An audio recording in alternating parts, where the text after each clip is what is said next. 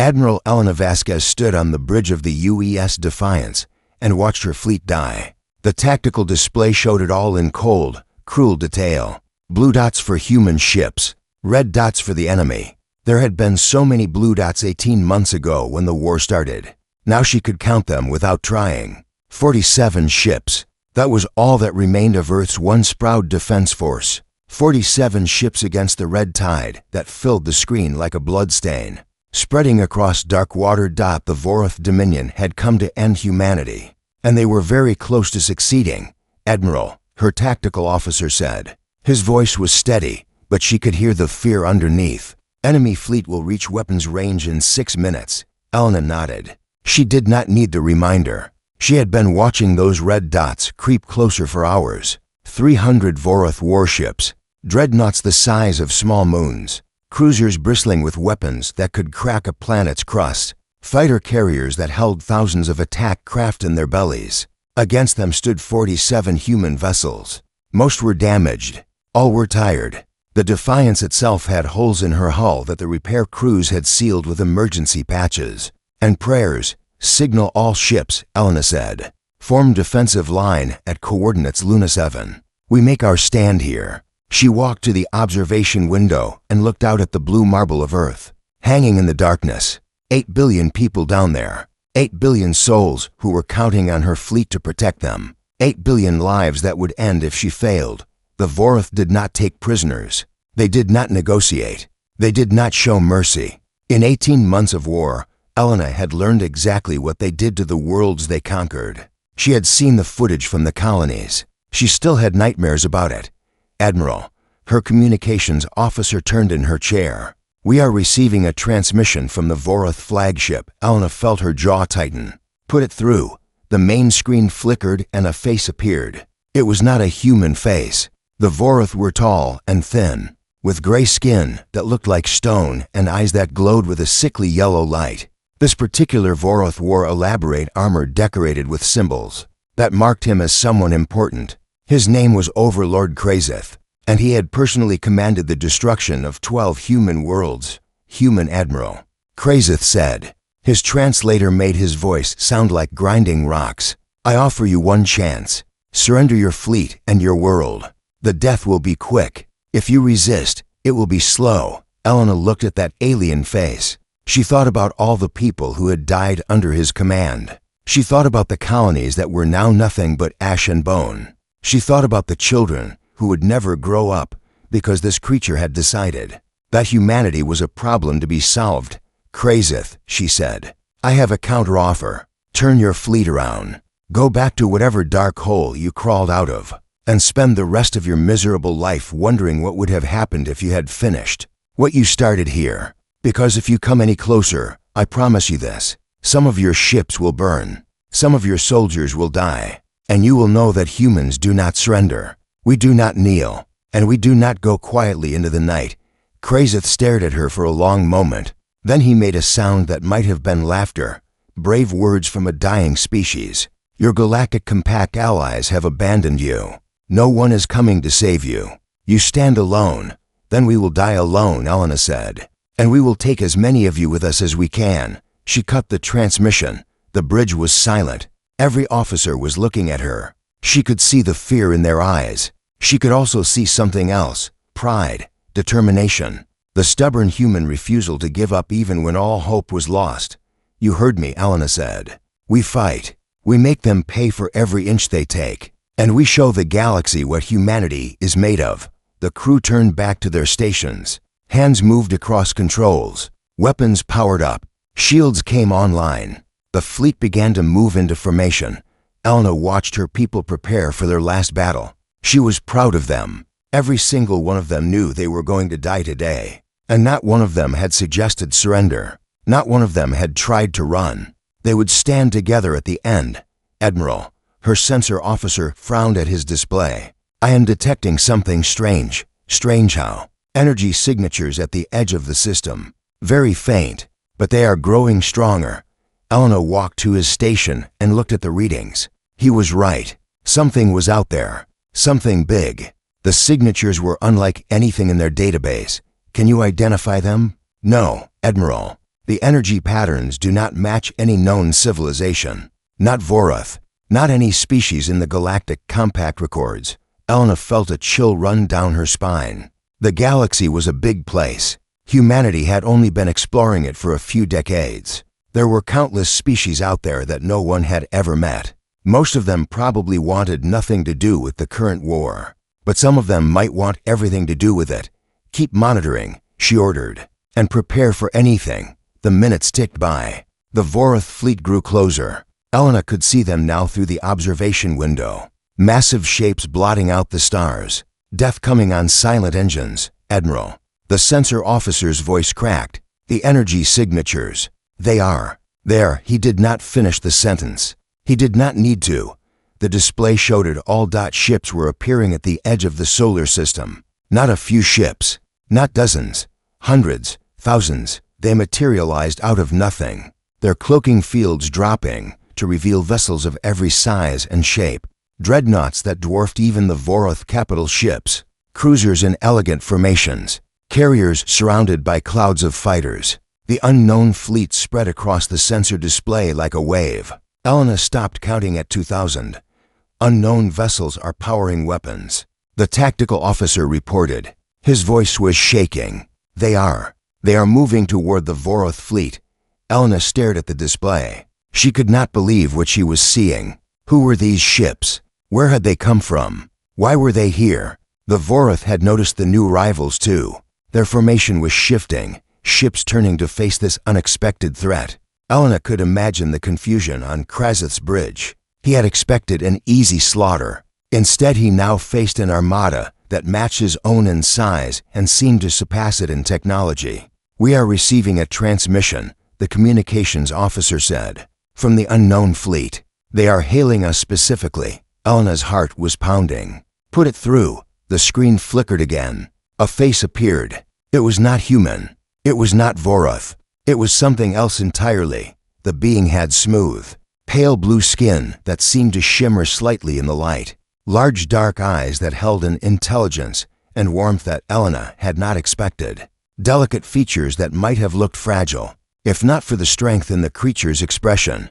Admiral Elena Vasquez of the human fleet. The being said. Its voice was soft but clear, and its words were in perfect English. "I am High Commander Selitha of the Kethvari Confederation. We have come a very long way to be here today." Elena found her voice.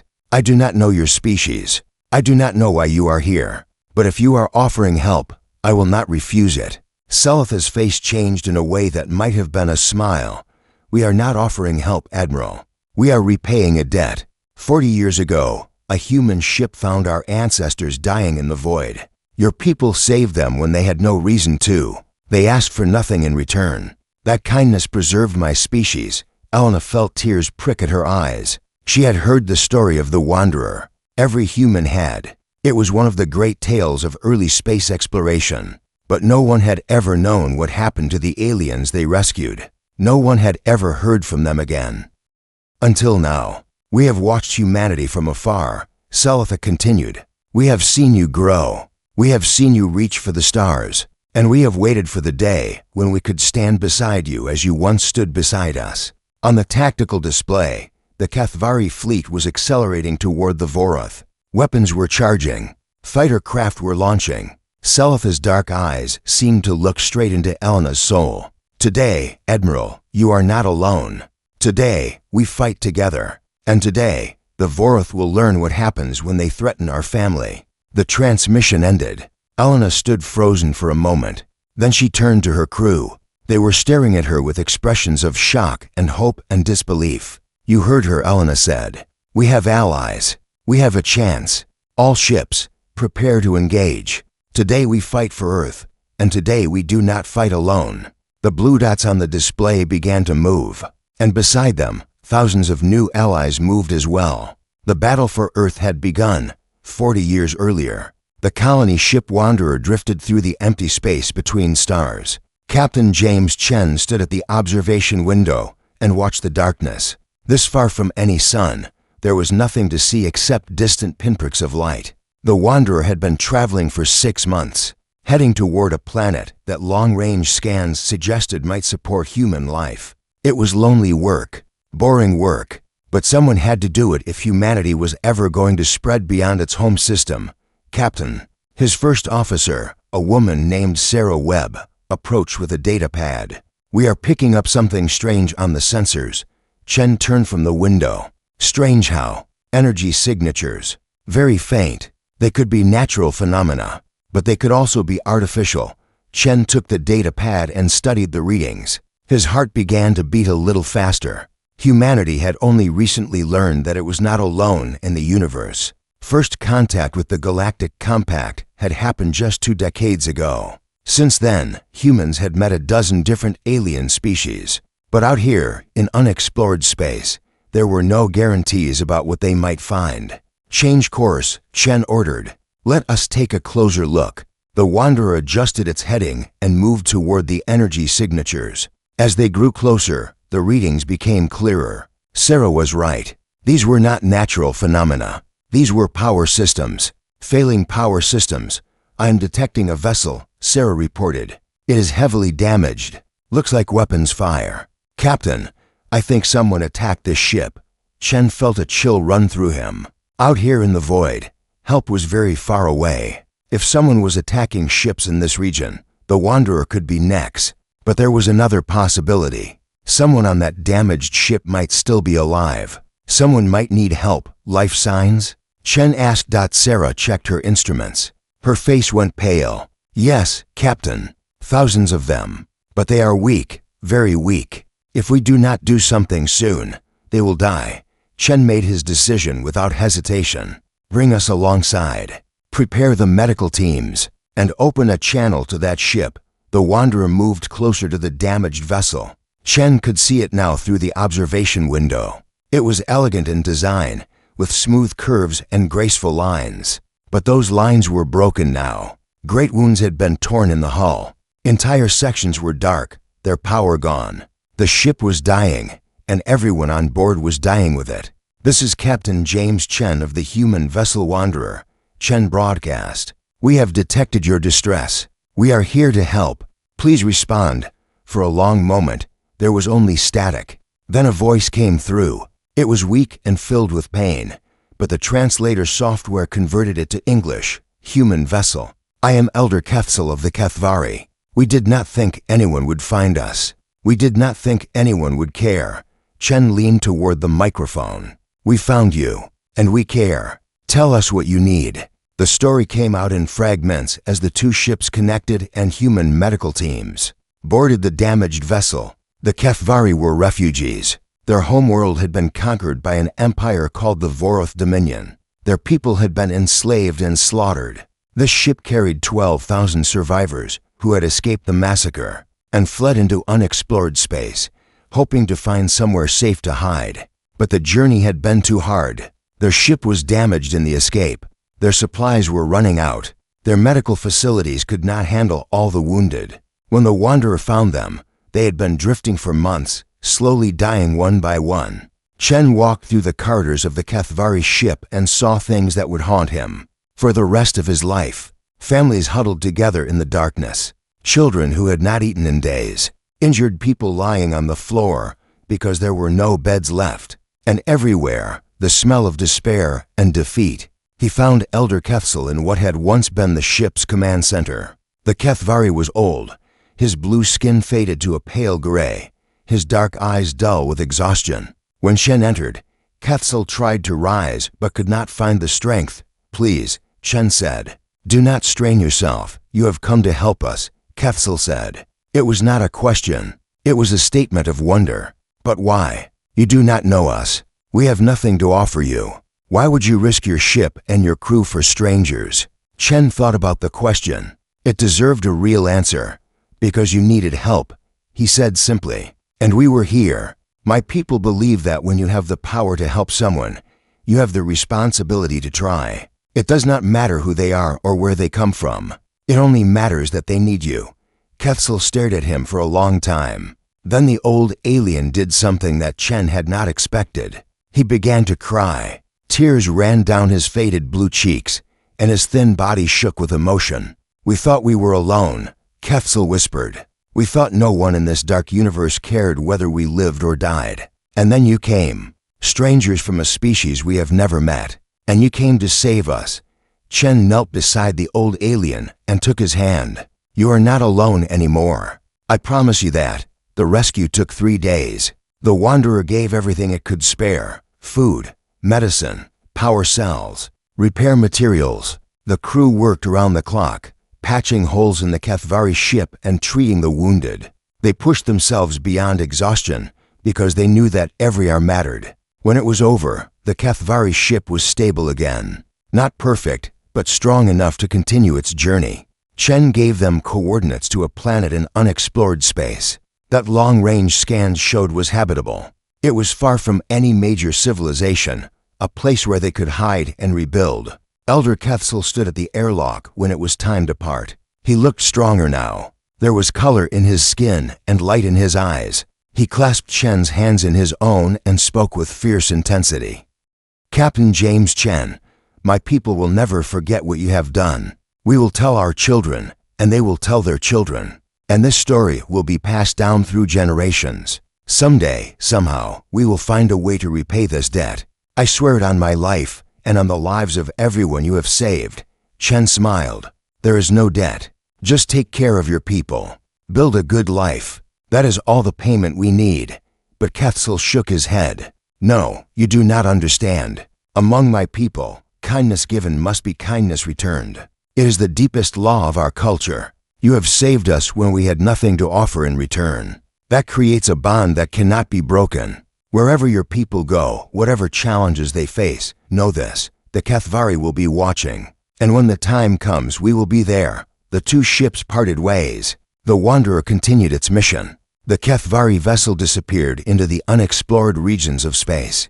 In time, the encounter became a famous story among humans. The tale of Captain Chen and the aliens he rescued was taught in schools and celebrated in books and films, but no one ever heard from the Kethvari again. Most people assumed they had found their hiding place and chosen to stay hidden. They had no idea what was really happening. In their hidden corner of the galaxy, the Kethvari did not simply survive. They thrived. The planet Chen had found for them was rich with resources. Their population grew.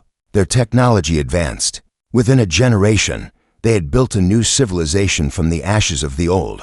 And at the heart of that civilization was a single guiding principle: a sacred obligation, a debt that must someday be repaid. Every Kethvari child learned the story of the Wanderer. Every school taught the tale of the human captain who saved their ancestors. Every ship in their growing fleet carried the name Chen somewhere in its systems. And every leader, from the highest commander to the lowest official, understood that their people existed because strangers had chosen kindness over indifference. They built their fleet in secret.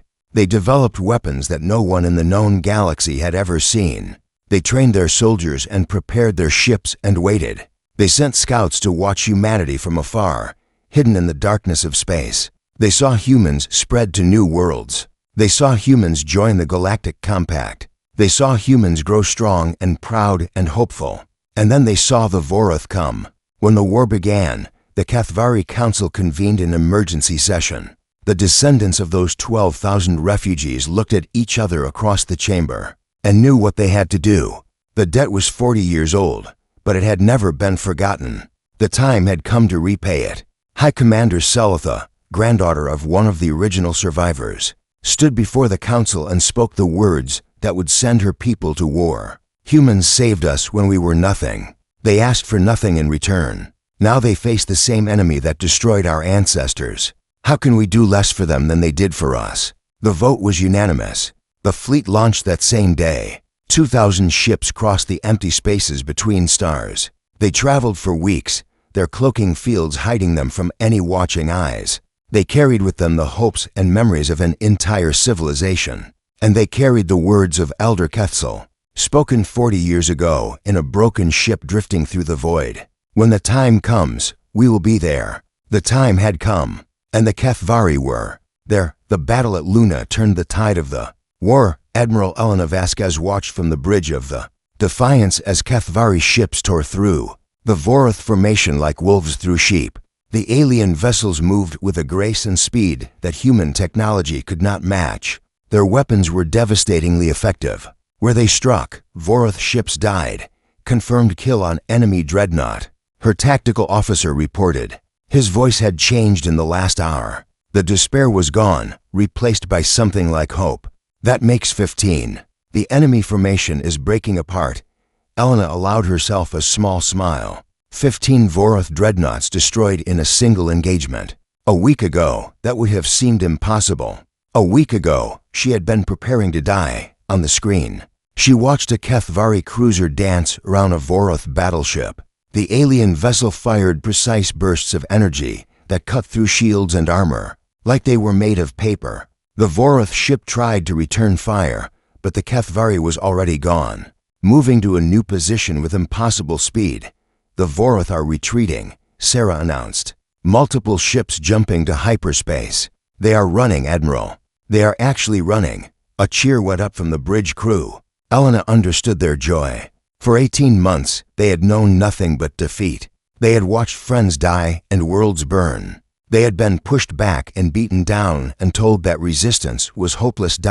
And now, finally, they were winning. But Elena knew better than to celebrate too soon. The Voroth had retreated, but they had not been defeated. Overlord Krazeth had escaped with most of his remaining fleet. He would be back, and next time, he would bring even more ships. Get me High Commander Selitha, Elena ordered. We need to plan our next move.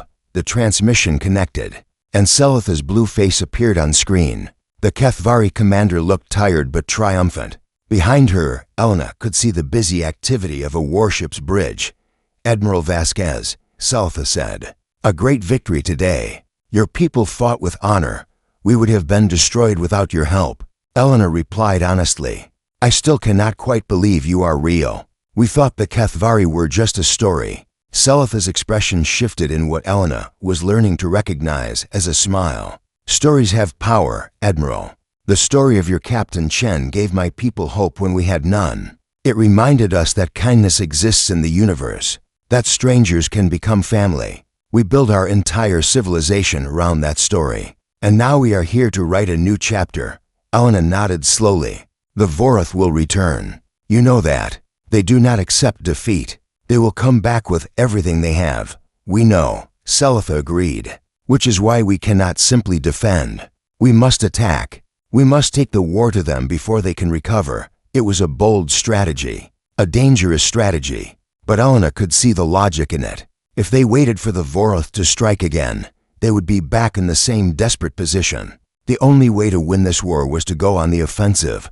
What did you have in mind? Elena asked, while the two commanders planned. The news of the battle spread across the galaxy. In the halls of the Galactic Compact, representatives from dozens of species gathered around their screens and watched the recordings. They saw the unknown fleet appear from nowhere. They saw the Voroth, who had seemed unstoppable, run away in panic. They saw humanity, which they had written off as dead, suddenly standing tall with powerful allies at their side.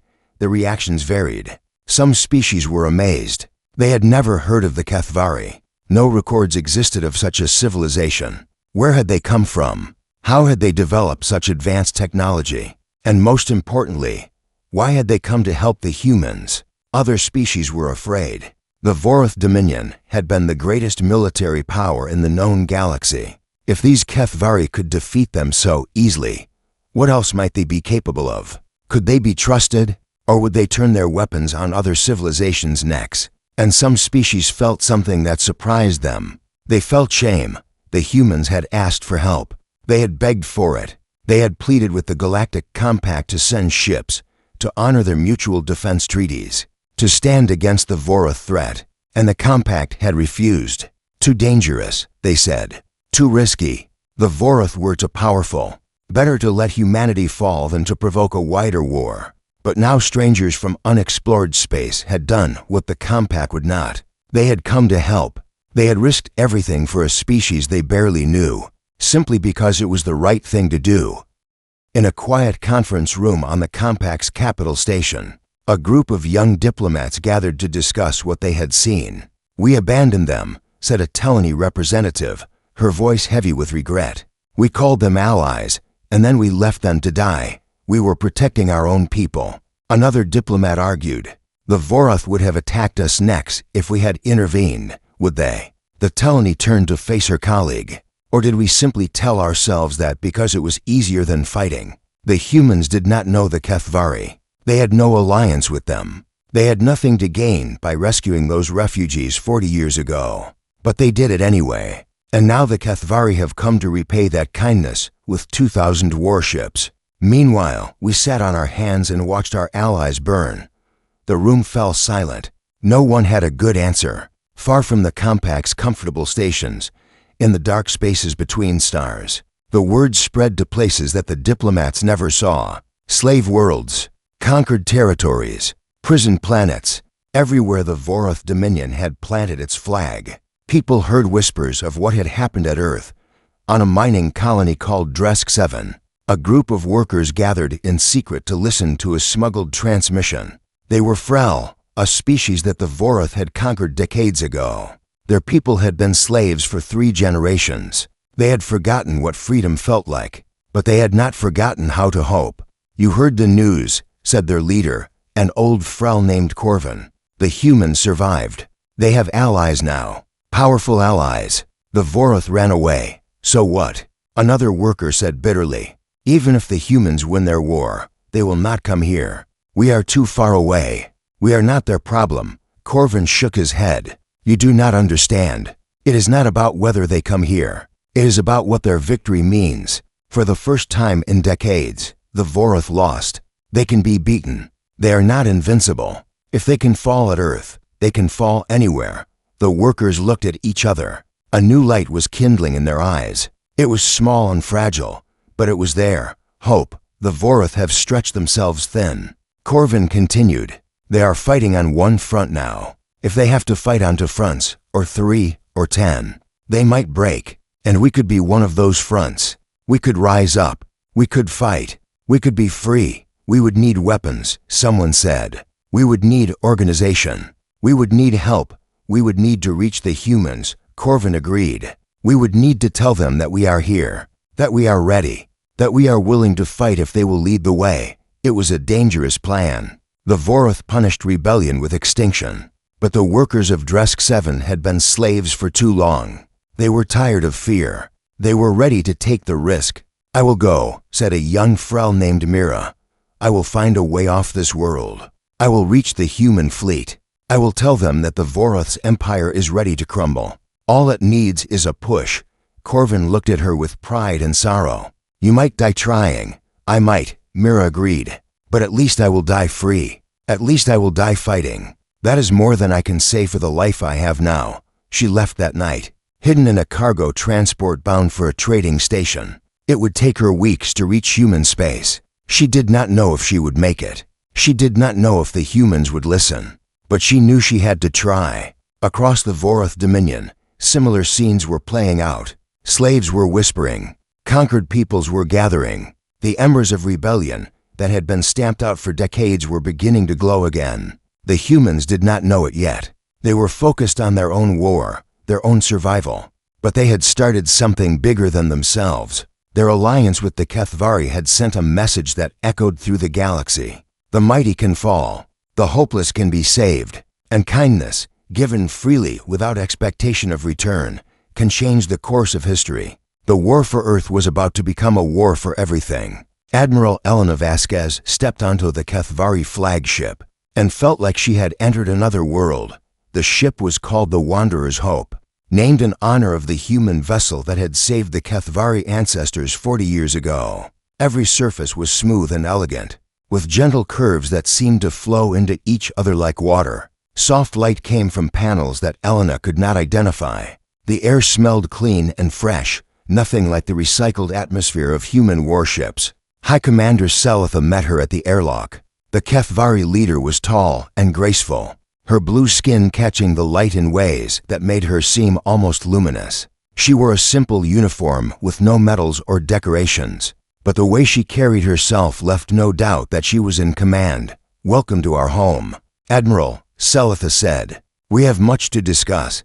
They walked through corridors that were filled with activity. Kethvari crew members moved past them, busy with the 1,000 tasks that kept a warship running. They glanced at Elena with curious eyes but did not stop to stare. They had work to do. "Your ship is beautiful," Elena said. "I have never seen technology like this. 40 years of development," Salitha replied. "When our ancestors fled the Voroth, they had almost nothing. But they had knowledge, they had determination, and they had a reason to build. We knew that someday we would need to fight. So we prepared. You build all of this for us?" Salitha stopped walking and turned to face Elena. Her dark eyes were serious. "We built this for ourselves, Admiral. For our survival. For our pride. But yes, we also built it knowing that the debt would someday come due. My grandmother was 5 years old when the Wanderer found her people. She grew up hearing the story of Captain Chen. She made sure that I heard it too. Every Kathvari knows that story. It is the foundation of who we are." They continued walking until they reached a large chamber that served as the ship's strategic planning center. Holographic displays showed the current state of the war. Human and Kathvari fleet positions were marked in blue. Voroth territories were marked in red. There was a lot of red. "The Voroth are regrouping," Salitha said, gesturing at the display. "Our scouts report that Overlord Krazith has sent messages to their core worlds. He is demanding reinforcements. Within 2 weeks, he will have a fleet twice the size of the one we just defeated." Elena studied the display. "If we wait for them to attack, we lose our advantage. We need to strike first." "Agreed. But where?" Salitha manipulated the display to show the Voroth Dominion in detail. "Their empire spans hundreds of worlds. We cannot attack them all." "Then we need to be smart about it," Elena said. "We hit their supply lines. We target their infrastructure. We make it harder for them to maintain their fleet. And we do something else too." "What?"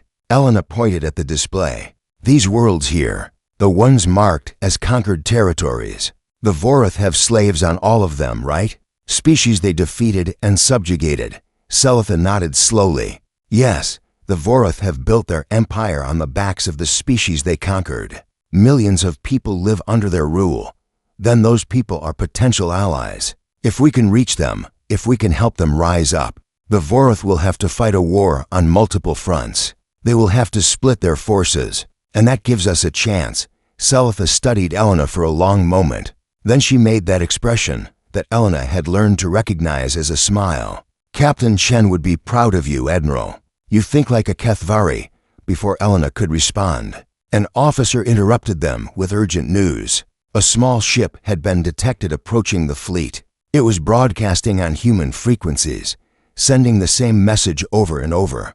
"My name is Mira. I am Frel. I have escaped from Voroth slavery. I have information. I have a message. Please respond." Elena and Salitha exchanged glances.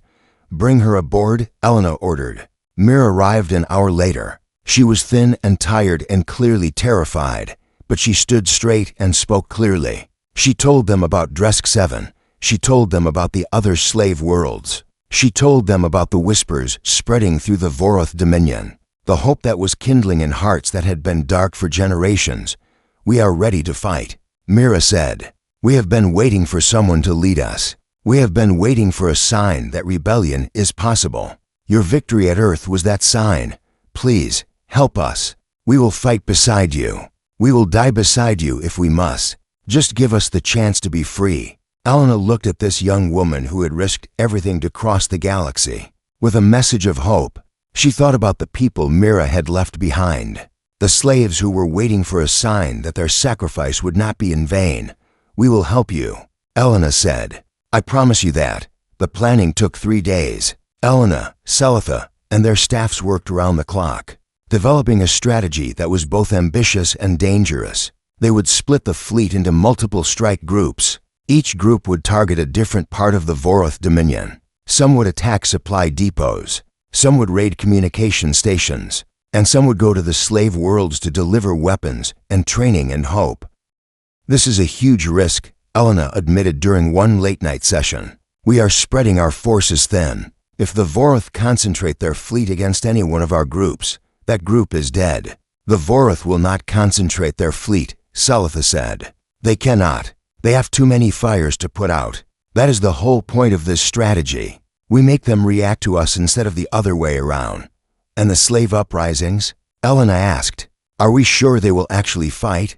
These people have been under Voroth rule for decades. They might be too afraid to rebel. Selitha looked at Mira, who was sitting in the corner of the room, listening to the conversation. You escaped from a slave world, Selitha said to her. You crossed the galaxy alone to find us. Are your people too afraid to fight? Mira stood up. Her eyes were blazing. We have been afraid our whole lives. Fear is all we know. But we are more afraid of dying as slaves than we are of dying as rebels. Give us a chance, and we will show you what we can do. The fleet launched 6 days later. Ships scattered across the stars, each group heading for its assigned target. Elena stayed with the main fleet, coordinating the overall operation. Selitha commanded the strike force heading for the Voroth supply lines. Other commanders led groups to the slave worlds, carrying weapons and hope. For 2 weeks, the galaxy burned. Voroth supply depots exploded in balls of fire. Communication stations went silent. Cargo ships vanished. And on world after world, slaves rose up against their masters. The rebellions were small at first, just a few hundred people here and there. But they grew. They spread. They fed on each other, each victory inspiring the next. The Voroth were caught completely off guard. They had built an empire on the assumption that conquered people stayed conquered. They had never imagined that their slaves would rise up simultaneously across their entire territory. Overlord Krazith raged and threatened and sent his ships to crush the rebellions. But there were too many fires, just as Selitha had predicted. Every ship he sent to one world was a ship he could not send to another. His fleet, which should have been overwhelming, was being bled dry by 1,000 cuts. And then the worst news came. Overlord, his tactical officer approached with a face full of fear. We have received reports from our forward scouts. The human and Kethvari main fleet has been located. Where? Krazith demanded. The officer hesitated. They are heading for the Kethvari homeworld, Overlord. But they are not attacking. They are leaving. Heading toward human space. Krazith felt a cold smile spread across his face. The humans and their allies had made a mistake. They had left their precious new allies unprotected. The Kethvari homeworld was now vulnerable. Change of plans, Krazith announced. Recall all ships. We are not going to Earth. We are going to the Kethvari homeworld. We will burn it to ash. We will kill every man, woman, and child on that planet. And then we will show the galaxy what happens to those who oppose the Voroth Dominion. His fleet gathered. 2,000 ships. More than enough to destroy one undefended world. Krazith led them personally toward the Kethvari system. He did not know that his movement had been tracked from the moment his ships began to gather. He did not know that his change of plans had been anticipated. And he did not know that the human and Kethvari fleet was already racing to intercept him. The final battle was coming, and this time there would be no retreat. High Commander Selitha stood on the bridge of the Wanderer's Hope and watched the Voroth fleet approach her homeworld. 2,000 ships. More than enough to destroy everything her people had built over 40 years. More than enough to finish what the Voroth had started when her grandmother was a child. High Commander, her tactical officer's voice was tight with fear. The enemy will reach weapons range in 20 minutes. Our defense stations are not enough to stop them. Should I order the evacuation? Selitha looked at the display. She saw the green dot that represented Kethvari Prime, the world where her species had rebuilt their civilization. She saw the thousands of civilians who lived there, children who had never known war, elders who remembered the first escape, families who had trusted that the military would keep them safe. She had failed them. In trying to save humanity, she had left her own people vulnerable. The Voroth had seen the weakness and struck, and now millions would die because of her decision. Begin evacuation, Selitha ordered. Her voice was steady even as her heart broke. Get as many people off the surface as possible. I will take the defense fleet and buy you time. Her officers began transmitting orders. Across the planet below, emergency sirens were wailing. People were running for shelters and ships, trying to escape the death that was coming. It would not be enough. Selitha knew that. The Voroth were too close and too many. Some people would escape, but most would not. She had sacrificed her homeworld to save Earth, and now Earth was safe while her people burned. High Commander, Her sensor officer spun in her chair. I am detecting new contacts. Multiple ships dropping out of hyperspace. Selitha's heart lurched. More Voroth. Reinforcements? How much worse could this get? But the officer was smiling. Actually smiling. Human signatures, she reported. It is the Earth Fleet, High Commander. All of them. They are here. Selitha stared at the display in disbelief. Blue dots were appearing all around the system. Human warships, their hulls still scarred from the battle at Luna. The U's Defiance was leading them, with Admiral Elena Vasquez's flag flying proudly. A transmission came through. Elena's face appeared on the screen. High Commander Selitha, Elena said. Did you really think we would let you fight alone? Admiral, Selitha's voice cracked. Your world is still in danger. The Voroth could attack Earth while you are here. Earth will survive, Elena replied. We left some ships behind to defend it. But the rest of us are here because we owe you. 40 years ago, my people saved yours because it was the right thing to do. Today, we are returning the favor. Selitha felt tears streaming down her face. She did not try to stop them. You came, she whispered. You actually came. Of course we did. You are family now, and family does not abandon family. The human fleet joined formation with the Kathvari Defense Force. Together, they turned to face the Voroth Armada. Overlord Krazith watched the human ships arrive with fury burning in his hearts. These insects, these persistent, stubborn, infuriating insects, they refused to die. They refused to surrender. And now they were here, standing between him and his revenge. All ships, Krazith commanded. Attack, kill them all. The battle began. It was the largest space battle in galactic history. Thousands of ships clashed in the void above Kathvari Prime. Energy weapons lit up the darkness like lightning storms. Missiles streaked between fleets. Fighters swarmed in deadly clouds. The human ships were outmatched in technology, but they fought with a fury that surprised even the Kathvari. The U's Defiance led charge after charge into the Voroth lines. When her weapons ran dry, she used her hull as a battering ram. When her shields failed, her crew sealed the breaches with their own bodies and kept fighting. All hands, this is Admiral Vasquez, Elena broadcast to her fleet. 40 years ago, we saved strangers because it was right. Today we fight for family. Make me proud. The battle raged for hours. Ships died on both sides. Heroes were made in moments of desperate courage. Villains fell to acts of stubborn defiance. But the turning point came from an unexpected direction. Across Voroth-occupied space, the rebellions that had been sparked by Mira's message finally reached critical mass. Slave uprisings that had been scattered and uncoordinated suddenly found their rhythm. Communication networks that the rebels had captured began broadcasting tactical information to the human and Kathvari fleet. And something else happened too. Ships began appearing in the Kathvari system. Not Voroth ships, not human ships. Ships from dozens of different species. Ships that had watched the battle unfold and finally decided which side they wanted to be on. This is Captain Corvin of the Frel Liberation Fleet, a transmission announced. We have commandeered several Voroth warships. We are here to help. This is the Telani delegation, another voice said. We were wrong to abandon humanity. We are here to make amends. This is the Dresk Freedom Fighters. We have explosives planted in Voroth supply depots across their territory. On your signal, we will detonate. The tide turned. The Voroth, who had expected an easy slaughter, found themselves surrounded. Ships they had conquered were now shooting at them. Worlds they had enslaved were now rising up against them. The empire they had built on fear and cruelty was crumbling around them. Overlord Krazith saw his fleet dying and refused to accept it. He ordered his flagship to charge directly at the Wanderer's Hope. If he could not win, he would at least take the Kathvari commander with him. But Admiral Vasquez saw him coming. The U's Defiance interposed itself between Krazith's flagship and Selitha's ship. The human vessel was battered and broken, barely holding together. But Elena did not hesitate. All weapons, target that flagship, she ordered. Everything we have left. The Defiance fired.